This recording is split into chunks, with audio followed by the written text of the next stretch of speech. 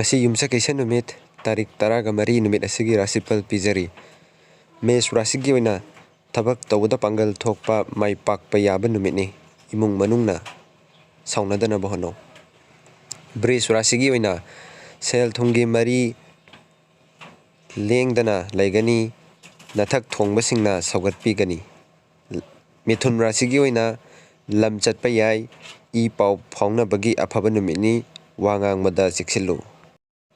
Karkat rasigi oina wakal thoktaba pukning nungsiba hengalakani imung manungga ningai sangdanaganu.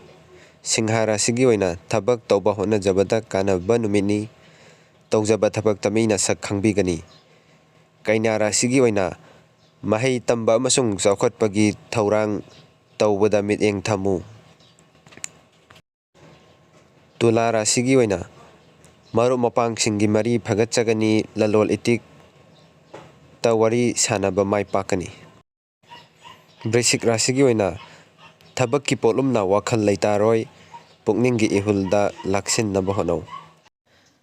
Danu rasigi oina anganggi maramda amasung mahai masingda kanagani anauba khudong chaba phangani. Makar rasigi oina imung manunggi thaudang hengalakani lan thum potmang jaimang thoktanaba hono.